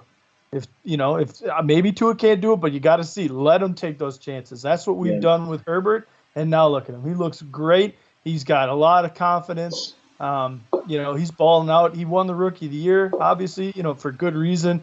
And there's nowhere for him to go but up. I think he's just in the start of a really good career. Just hopefully they can continue getting things around him, offense, defense, weapons all around, help him facilitate his growth, and the Chargers can be right back into being a really good football team. You know what all went south for him last year when he got that stupid haircut? He had the flowing locks. He was out there killing it, and then he just shows up one day with a buzz cut, and he looked like he was 14 years old, and he just never looked the same. So I'm hoping he made it through the offseason, growing that thing back out, and I want to see him. That's going to be my first impression is how I know the season is going to go is when I look at his hair. But we'll move on to number a hair update. All right, yeah, we can do that. Move on to number 15 on our list. Derek Carr, another guy that was possible rumors of maybe getting traded to go somewhere else. I know John Gruden. I don't really know if he's John Gruden's guy, but he's in the top half of quarterbacks on our list. Just probably, like you said, just an average quarterback. Does enough to win ball games, but he's not elite. So how do you guys feel about Derek Carr coming into the season? I think he's solid. I think you kind of said it. He's good, not elite. And I think that's just kind of where he's been. And I think a lot of stigma kind of surrounded him about him being a bad quarterback because after the year that they had where they were like 12-4 or 11-5, whatever it was, and they made the playoffs that year, everybody was expecting him to keep going up, keep getting better. Yeah. And, that's not wrong for anybody to assume, but once he didn't continue getting better, then there's like, oh, he's a terrible quarterback. I never really thought he was terrible, but I think we found, the level. Water finds its level. I think he's found his. And this is where he's going to be, and that's all right. It's still a solid quarterback in the NFL. I just think that they need to stop trying to get these guys that are going to be able to get to the other end of the field in 5 seconds and just get people that can run a route, catch a football. Then he'll be a lot better because I don't think, he's got a strong arm, but you're going to have Josh Allen, Patrick Mahomes kind of arm strength to get it out in front of those guys in order to make them truly realize their potential on the outside, and they just don't. So I think he is more of a product of kind of having non-optimal weapons around him to elevate himself. So I just think he's kind of in a poor situation, but I do think he's a fine quarterback. Yeah, I think last year was his best year as a pro. So, and if you look at his last 2 seasons, he's thrown for 4,000 yards and had over 100 passer rating both years. So I think he kind of gets a bad rap. And I don't know if part of it is because who his brother was, like being such a bust. And then we saw him have a couple bad years and we're like, oh, it's just like his brother. Huge draft bust. But I think he's really solid. And that's a great point about the receivers. Like, he's never really had like just that prototypical guy who can kind of do it all and just be a great all-around possession receiver. I mean, his time that he looked the best is probably when Michael Crabtree was there killing it. Wasn't a burner. He was just a guy that kind of did the dirty work as a receiver for that team. And yeah, it's cool to have those guys like Henry Ruggs, but they're not going to be consistent. And as a quarterback, that's what you need. You need guys out there that you can trust, and I don't think he has any of those. Yeah, that's for sure. We'll move on. Number 14 on our list, Baker Mayfield from the Cleveland Browns. Had a good playoff run last year. Almost took down Kansas City. Only 14 on our list. He's working his way up, I think, from where he was last year. So, how are we feeling about Baker this year? I liked the progression for him. He came on strong after he replaced, I think it was Tyrod Taylor, and played well. Gave the Browns some hope. Everybody, again, expected him to take a big step. Kind of took a backward step, but he found his footing also. He might have got caught up in it a little bit. He was starting to do all these commercials, taking photos in his undies. Just started to let the fame get to him, and then he kind of is like, all right, you know what? I played poorly. We have a good football team. We got a lot of weapons around us. I got to play better, and that doesn't mean making huge plays. And I think that's where Baker Mayfield may look a little bit worse to some people. They might not think he's as good of a quarterback, but, making the right play isn't always going to be fancy, isn't always going to be sexy. Sometimes that's just what it takes to win, and I think they did that last year. They didn't win games pretty. They won a lot of ugly football games, but I think that's, a true testament to Baker Mayfield and how much he's grown. Yeah, he definitely matured a lot last year, and the biggest area that he had to cut down on was the turnovers. He threw 21 interceptions in 2019. Last year, he cut that all the way down to 8. And when you have a running game like he does, you don't have to be flashy, like Zicky said. You just need to take care of the football, take your deep shots when they present themselves, but you don't need to go out there and force it into windows. Just take care of the ball and chew some clock. And with that running game and that solid defense, you're going to win a ton of games. So I think he did a lot better job of that last year. And as long as he can continue that philosophy into this year, I think he'll have a good season. All right. Then we'll move on to number 13 on our list, Matt Ryan. No Julio this year. I know those two have been a tandem for quite a while. But they do get Kyle Pitts, a nice tight end addition for Matt Ryan. One of the older quarterbacks. How do you guys feel about Matt Ryan coming into the season? I want to see how he does now that he doesn't have his old pal there. He's been there fairly, I don't remember who got drafted first. I think it was Matt Ryan, but not sure. But they've been together for a long time. Before Julio, he had Roddy White. So he's always had a really trusty receiver up by his side. And he's definitely been, he's been spoiled with the weapons that he's had. He's had a lot of good people. And I'm not saying that he's a product of the people around him. Obviously, you have to throw the ball to them in order to get the best out of his receivers. But, not saying Ridley is bad, but he's the only guy there. You have Kyle Pitts, but outside of that, now it's shaky. They don't have all these top-tier weapons, Now you're looking at guys like Russell Gage or Olamide Zaccheaus. Your running back is Mike Davis, who had a nice year last year, but not necessarily what you're going to look at as a feature back. He was last year because Christian McCaffrey was hurt. Outside of that, you're, like I said, lot of up in the air. So Matt Ryan has been a model of consistency in the NFL since he's been there. Just want to see him do it again. See if he's going to continue to get I should say get better. He's definitely in the back nine, but you don't want to see him drop off. I just don't want to. I don't want to see that regression. Yeah, and I was just about to ask, who is even the running back this year? Because I feel like it's been light years since they've had a solid. I mean, Devontae Freeman, I guess, probably like 5 years ago is when they had a really solid running game and when he was doing his thing. But ever since then, like they've never had a consistent running game, which cannot help his cause. And kind of like you said at the end, like what you're afraid of, I think that's what's going to happen is I feel like Matt Ryan is at the point where like every year he's just going to slowly tail off. And by the time his career is over, like I'm beginning to think he's never going to have enough talent around him on the defensive side of the ball to even have a chance at winning. So kind of feel bad for the guy. I'd like to see him get out of Atlanta and have a chance with a contender, but I got a bad feeling he's just going to kind of disappear into the oblivion over the next 3 or 4 years. He could do a Matt Stafford trade, I think. Another veteran guy. Yeah, I mean, he's Super Bowl ready. I think he's going to kind of be the new Matt Stafford. So if he can, he can work his magic and plant some seeds and try to get them to make a move like that. It's probably in his best interest. Mm-hmm. All right, we'll move on to number 12 on our list. Kirk Cousins. Terrible. Zinky, how do you feel about him? I mean, pretty much like you do. You had him 13, I had him 12. Or we might have finally found our rhythm here.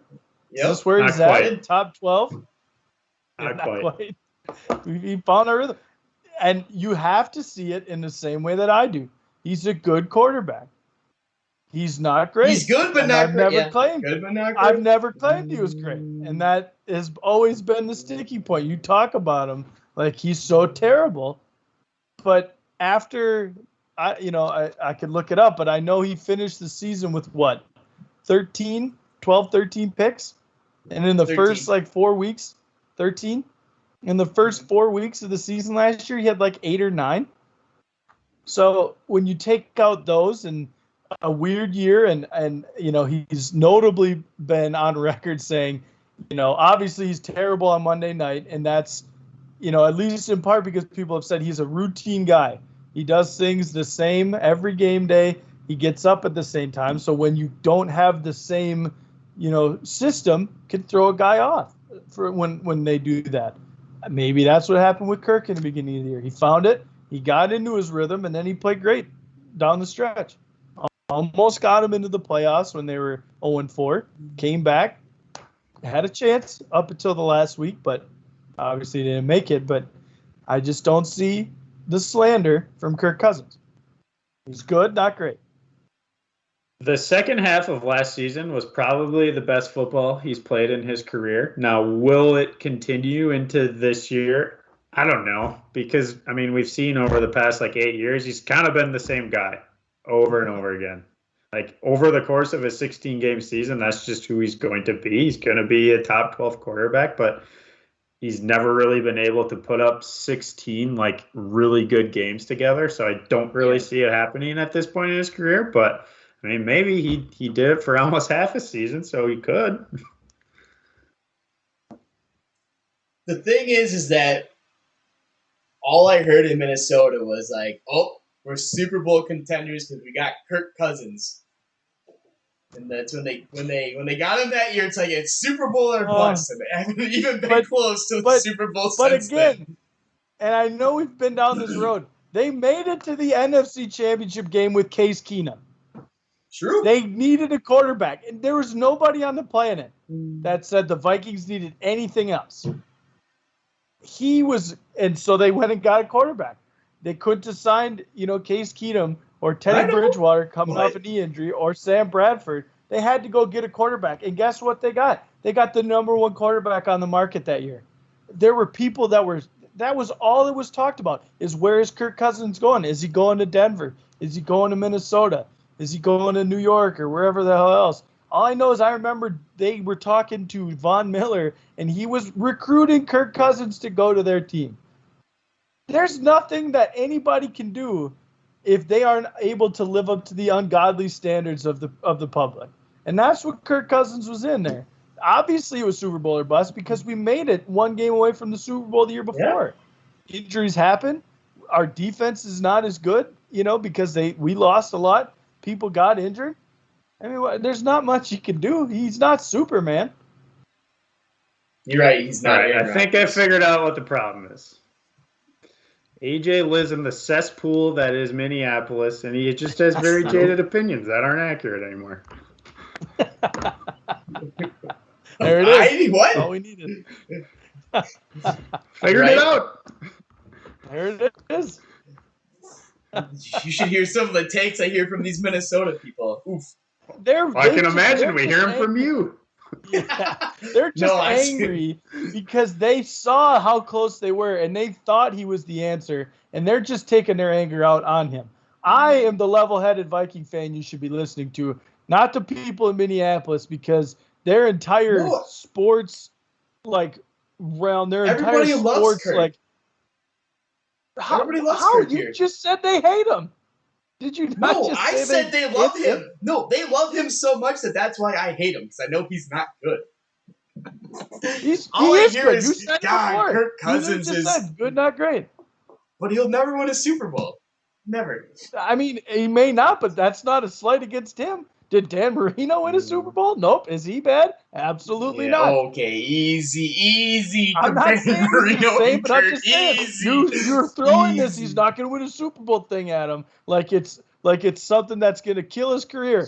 Didn't kill everybody's career. Just calm down. He's a good quarterback. He was like Jesus resurrecting the Vikings organization, and it all went downhill after they got him.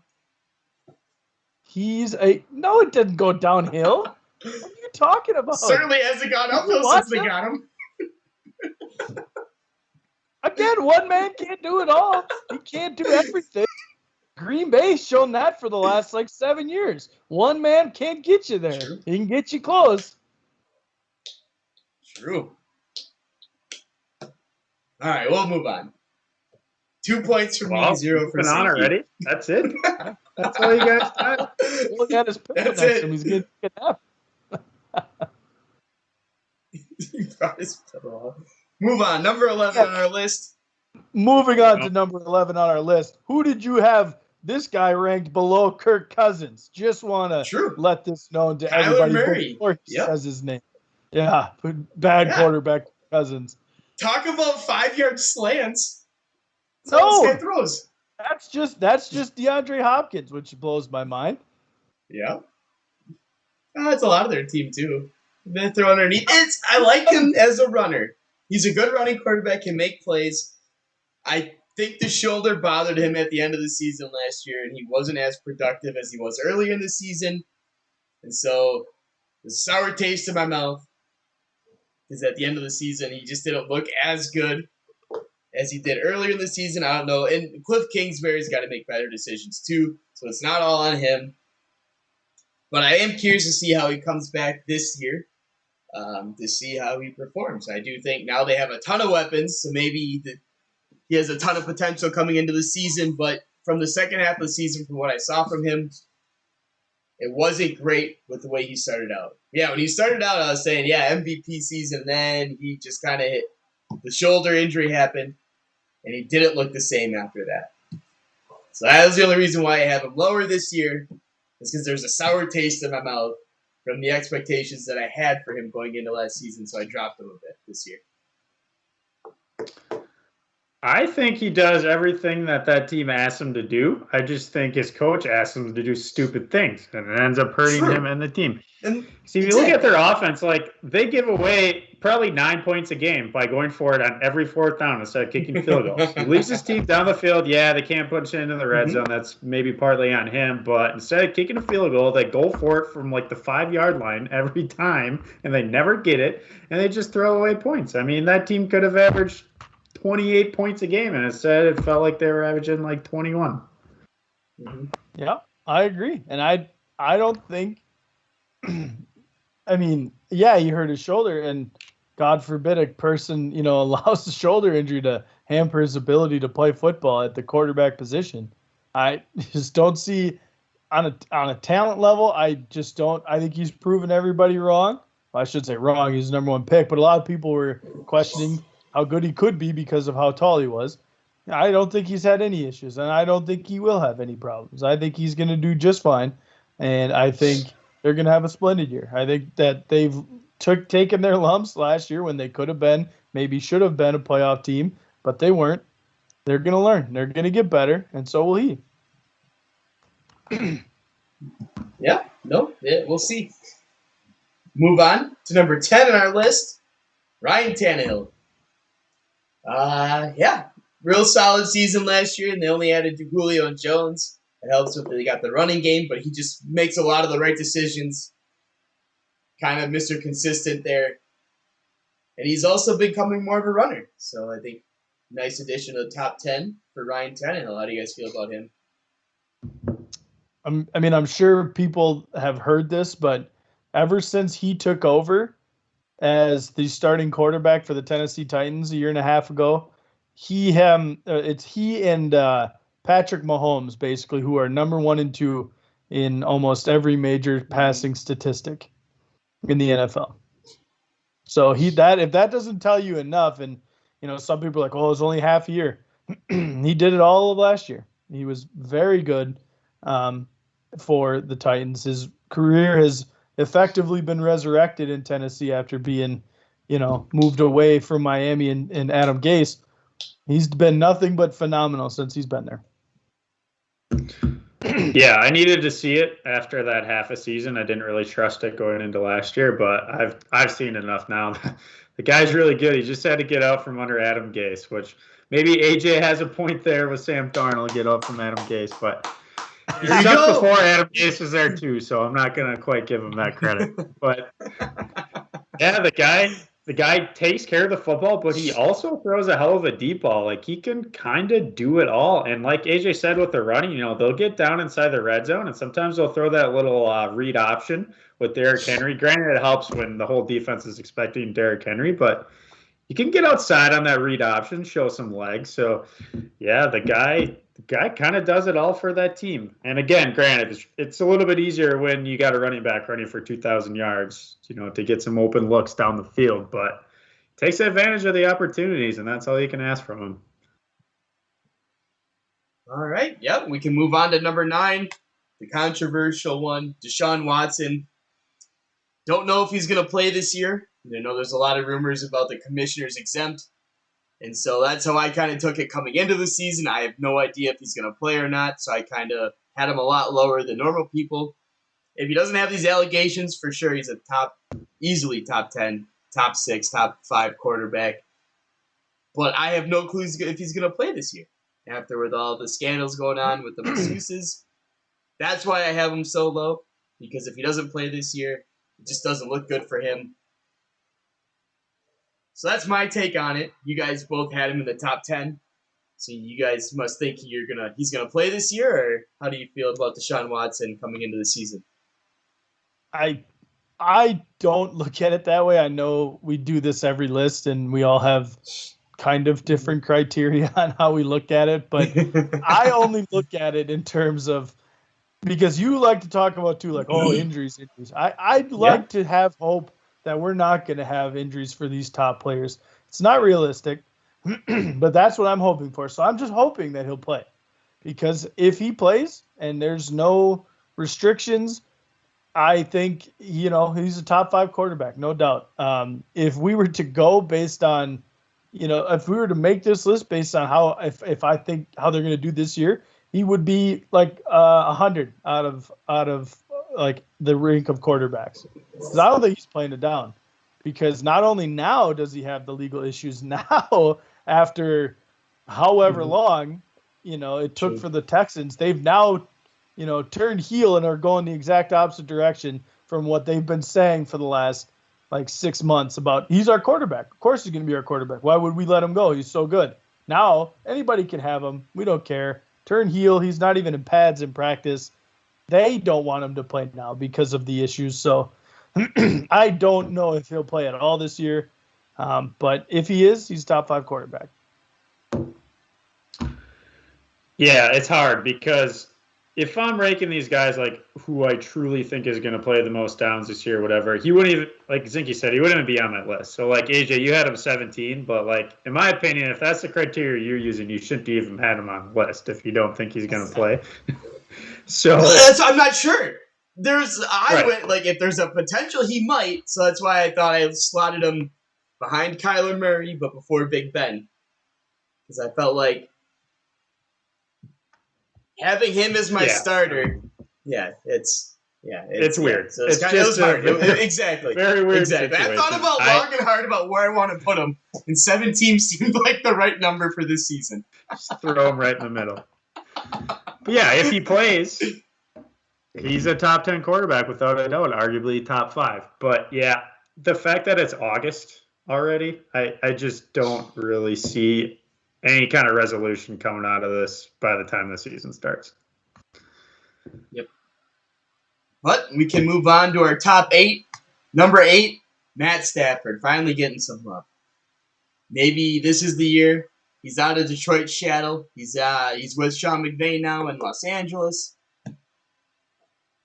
I mean, the sky's the limit for this guy and what he can do with his talent on this team. So how do you guys feel about Matt Stafford? This is a prove it year. You know, we've all been talking him up. We all kind of let him be the victim for the past how many years? Well, guess what? You're not a victim anymore. You're on a good team, a great roster, a good coach. You got to go out there and prove it. I've got him number 8, so I obviously think he's really talented, but I want to see him do it. Same. I had him at 11. He could have been top 10. I just gave the youth and the a little bit more, I should say talent, but just a little bit better ball skills in terms of Dak Prescott and what he can do. But they're right there. He could definitely be a top 10 quarterback. But I think, like Bully said, definitely improve a year. We'll see a lot. Everybody talked him up saying he's the best quarterback, Golden Tate, best quarterback he ever played with. So we'll see how good he is. All right. We'll move on to number 7. Dak Prescott coming back off of his... He broke his ankle, I think it was.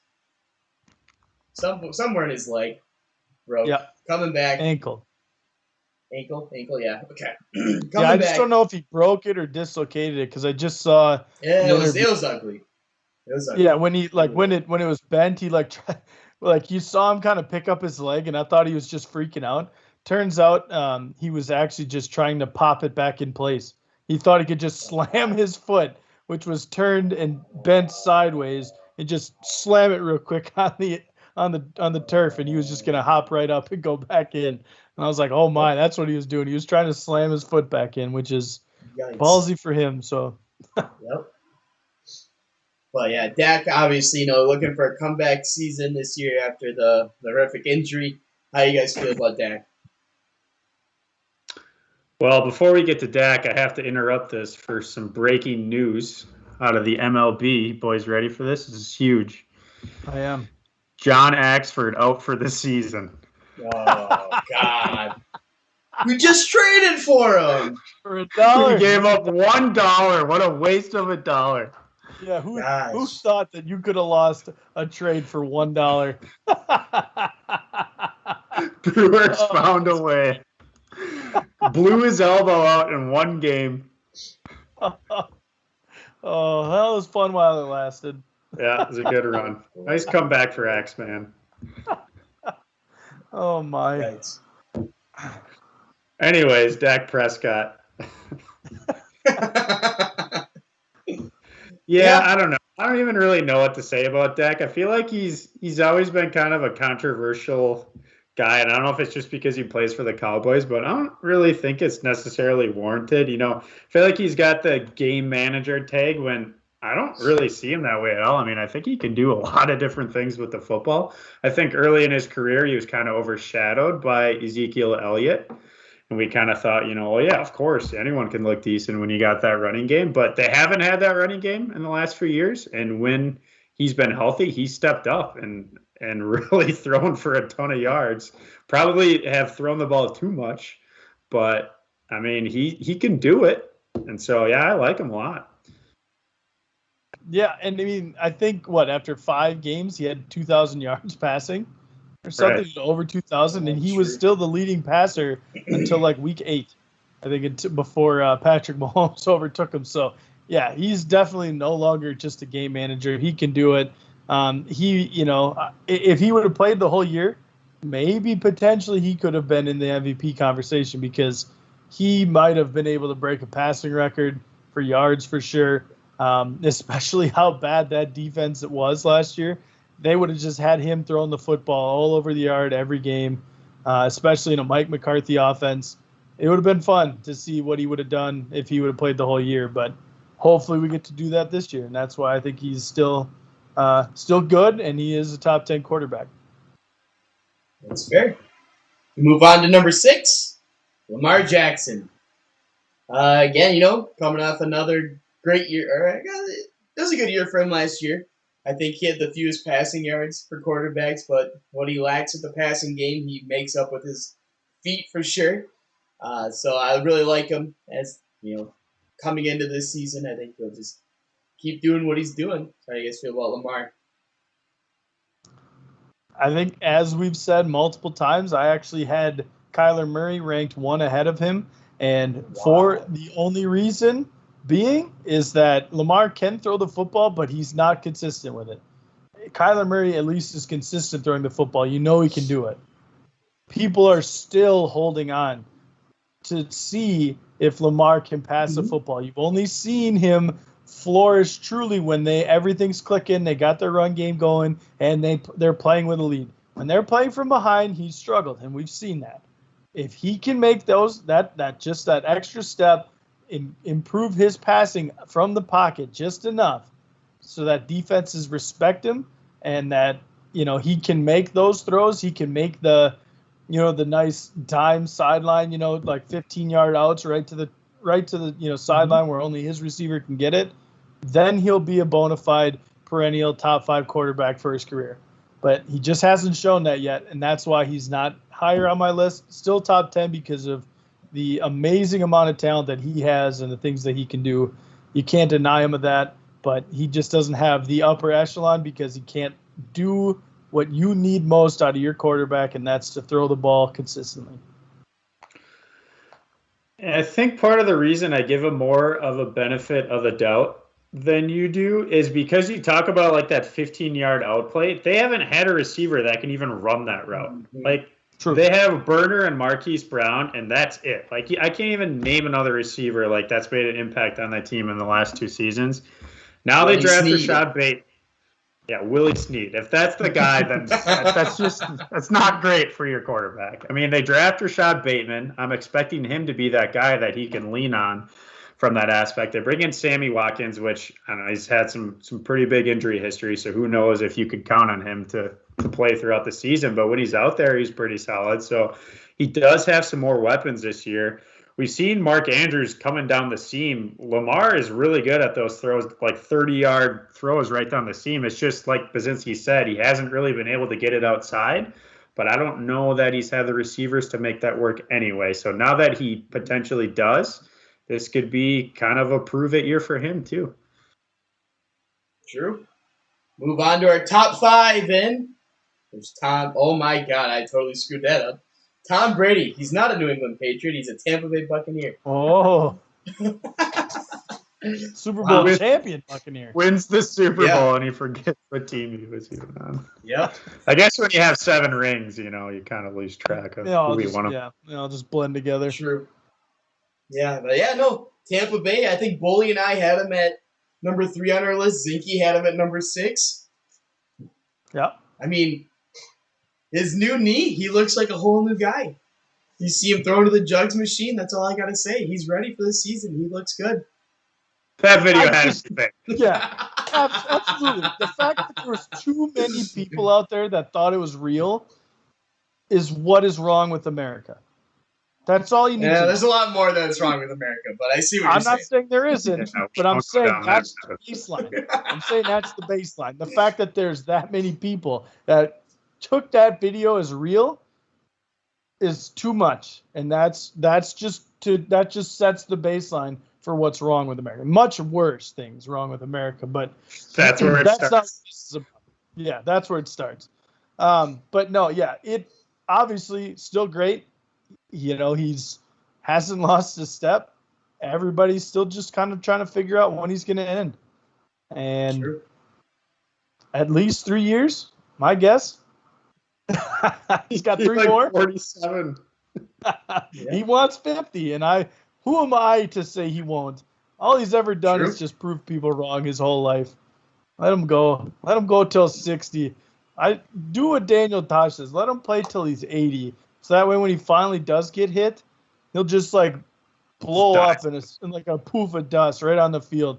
And that's how he should go because he's a legend on the football field. It's just, it's mind-blowing. He looks exactly the same, if not better, than he did when he was like 22. Probably looks better. I just don't get it. I don't get it. He's had 2 separate Hall of Fame careers in one. He's had 2. You could take his first 10 years, 3 Super Bowl wins. Last 10 years, 4 Super Bowl wins. It's absurd. I'm not going to bet against him until I see it. So, yep, I had him number 3, and that's just where he's going to be as long as he plays. Yep. I just can't go any other way. Moving on to number 4 on our list, Josh Allen had a wonderful year last year. Deserves to be in a top 5 for sure. A lot of hype for him now after his season. So, how do you guys feel about Josh Allen? What's not to like about him? Yeah. Summed it up good right enough. there. Yeah. All right, we'll That's all move we on can to talk number.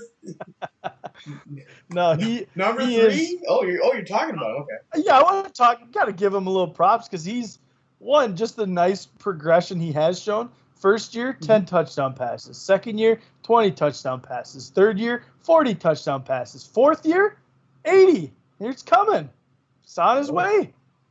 You're calling it now, obviously, predicting right? 80 touchdown passes for Josh Allen. Absolutely. It's what's Have that going on on. record? Right here Okay. first. Mark it down. God. First overall does pick in it, you're fantasy, much back. guys. Everyone. I don't know what Damn. I don't know what money you're getting back, but you're getting it back. But no, he obviously fantastic, and I think again a lot of people knew he could throw the ball far. Just wanted to know if he could throw it accurately, and I think he's proved a lot of people wrong. And I'm rooting for him. Good guy. And not only that, but his legs. I mean, I don't think a lot of people saw coming what he did on the ground last year. I mean, we knew he was athletic, but he was running for a lot of yards in a lot of games, just chugging along. So kind of does it all. He doesn't really have a weakness that I've seen so far. Yeah. Well, now we can move on to number 3, as you all saw already. Russell Wilson. Let Russ cook. Again, kind of a guy, though. Started the season really hot. Kind of fell off the second half, but that's why I think I had Josh Allen and Brady higher than Russ. But I think, Zinke, you loved him quite a bit, so why do you have Well, I mean, one, again, you're looking at your typical quarterback that you want nowadays, guys that extend the play, can run, scramble if you need to, mobile, can throw the ball deep, can throw it accurately. He fits every mold, and I think he does something that no other quarterback can do in the NFL, as well as what he can do is that absolute moonball teardrop that he fits right into his receiver's hands every time. I haven't seen anybody else do that. And I'm not saying that alone is what puts him above, guys like Josh Allen or Tom Brady, but not even Rodgers or Mahomes can do it as well as he can. The fact that he just floats it up and it just comes down perfectly into their hands, or just like that touchdown that he threw to Tyler Lockett last year, where it was like right in the corner of the end zone. Not anyone in the stadium, nobody watching on the TV thought that ball was going to anybody, and he put it on a dime to the only spot that Tyler Lockett could actually catch the ball and keep his feet in bounds, and it looked like he was throwing it away. He literally just flicked it, and it went perfectly right where he needed it to. The fact that he can do that make it look that effortless is second to none, and it's just outstanding. Yeah, the only knock I have on Russ is sometimes his decision making is suspect. It seems like in the big games he tends to make careless passes for interceptions quite a bit. But another thing I've noticed too is like him coming out of college in his first 3 years in the league, like he was impossible to sack. Like he was the most elusive quarterback that I've ever seen. And now, like the whole storyline on him in the last 3 years is how many times he's getting hit. His offensive line is garbage, which it always has been. But in the past, he's always been able to kind of get around that and use his skills to make it work. And I don't know if it's just because he's getting older, he can't quite move like he used to, but that worries me because how many shots can the guy take before, he has a serious injury? He's been able to avoid it so far, but we heard his comments this offseason. He obviously wasn't pleased with it, and he's just not able to escape trouble like he used to. And they've got to figure out that offensive line or they could be in big trouble real soon. Yeah, no, you summed it up good. But Zinky, I gotta say, do you think Russ is gonna throw for 80 touchdowns or? No, you didn't have that same progression. Okay. Yeah, he's been floating between 30 and 40 for a long time now. Oh, so okay. So weird. Do you think John? No, I'm not even gonna get into it. Sorry. All right, number 2, Patrick Mahomes. Zinky's really mad about this one, but it's the right call. I am. No. Coming into this one, Mahomes, number 2, No, obviously coming into this season now that we know what A-Rod's going to do. No. So we'll just throw number 1 up there too. Aaron Rodgers, number 1 quarterback coming into the season, as confirmed by Hot Cakes and Hot Takes. Consensus all across the board, number 1. That's majority, so consensus. We'll put a poll out, and I bet you Mahomes will be number 1. Depends who we pull. Well, true. Pull the people of Green Bay, boy. I'm sure it will be. Yeah. That's what they do. That's what they do in politics. Pull the people and get the answers that you want to get. Well, that's true. But why is Aaron Rodgers number 1 on this list, Bully? I mean, look at last season. True. MVP, right? Of the year. He's earned the right to be number 1. I think last year I had Mahomes 1. Rodgers, I think I might have had like lower 4, maybe 3 or 4. Because if you looked at the last like 4 seasons coming into last year, you kind of saw a bit of a decline. But from what I saw from him last year was completely different from what I saw in the last like 3 to 4 years. It took me back to like 6 years ago when he was in his prime. And I don't really see that changing this year. They bring back really the same weapons that they had last year. Another year in Matt LaFleur's system. I'm expecting another big year out of him. He's got even another chip on his shoulder. He always seems to play good when he has these damn chips on his shoulder. And it seems like he had one last year, without the Jordan Love thing. Now he's got probably an even bigger one. I mean, it's his last year in Green Bay. And I just don't really see him playing any differently than he did last year. And last year, he was the best in the league. Zinky, why do you think Mahomes is number 1? All right, and that's going to do it for us this episode, so. I'm just kidding. The things that he does on a daily basis they're just unbelievable. The things that he continuously does. I mean, that picture of him in the Super Bowl where he's literally horizontal about a yard off the ground and he's hucking it. And not only did he huck it, he got it straight to his receiver, and he couldn't even complete the catch. I mean, like I said, he won, as I said to you two jokingly, only one of the top 2 quarterbacks were in the Super Bowl last year. So just let that, marinate for you and all the listeners. But the things he did in that Super Bowl, they would have lost by like 60 had he not even been the quarterback. He was making plays when nobody thought there were plays to be made. He was just, you'd think he's falling down. You'd think he's not going to throw it. Nope, he's still able to do it. And just the level of consistency that he's shown since he's been the starter in the NFL, it's his time. And Rodgers, by no means is it bad that you're number 2, but I just don't think he can be number 1 when Patrick Mahomes is just putting up 4,500 yards like like it's his. I was gonna say like it's his job, which it is his job, but he's True. putting it up like nobody's done it before because they haven't, and he's in a level of his own. There's no way that he, in my mind, is not the number one quarterback. He will be the number one quarterback until he shows that he is not. I just don't honestly think anybody will come in and be a better quarterback until he starts to regress. Yeah, that's your opinion. Absolutely. What is your opinion, AJ? Let's hear it. We Oh, know God. your Well, ranking, yeah, no. but you haven't explained Yeah. yourself. No, I agree with you. I mean, obviously, look at last season. He was MVP for a reason. I like the way, now it's the last dance. I mean, he's going to come out with even more motivation than what he did last year after we drafted Jordan Love, and I just think he's one last dance in Green Bay. I think he's just going to come out and have a heck of a season, and that is enough. It's only going to set up for that much worse of heartbreak. True. Everybody's when we lose in the talking NFC like Championship, we already know that's coming. That's a foregone conclusion.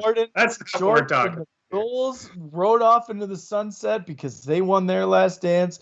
Rodgers and Adams are saying it. They're putting pictures up. It's their last dance. It's written. It's in the stars. It's going to happen. And just the souls of the entire state of Wisconsin, after being such a high after winning the NBA championship with the Bucks, they're just going to come. Yeah, I don't need to be selfish. I'm not selfish. I got my title this year. I'm good. If Rodgers wins, it's just a cherry on top. It's all gravy, baby. Playing with house money. Hell yeah. We'll revisit this in early February when you guys are just defeated beyond all belief. And you'll be thinking to yourself, man, got a new lease on life. Could that have been the last time we saw Aaron Rodgers? Could it have been? Already accepted it. I'm already looking forward to the Jordan Love era. Anything I get this year, like I said, it's house money, baby. Doesn't matter. If they do great, perfect. Win another title, awesome. If not, how about they just go? How about they become the first team ever that starts setting records in his last year? 0-17? Team ever, 0-17. Ah, boy, you're on it now. I'll be ready.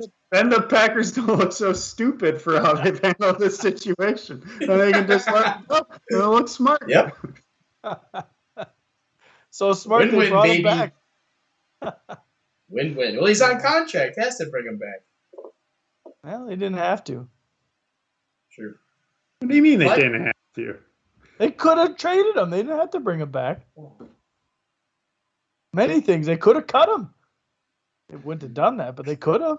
It's not. They didn't have to bring him back. $35 million cap hit. It's fine. But that's going to do it for us this episode. That was our quarterback rankings. Make sure to join us next week when we'll start our Pigskin preview. Everyone's favorite time of year. We'll break down some divisions, give you predictions on the teams, who we think is going to win the divisions. And we haven't decided which one we'll start with, but it'll be a surprise. So make sure you tune in for that. It's going to be a fun time. Jets, Lions, Super Bowl, book it. Don't even need to listen to the episodes. Don't tell them that, Bully. Jeez, come on. Spoilers. Yeah. But that's going to do it for us today. So until next time, see you then. Peace. Bye.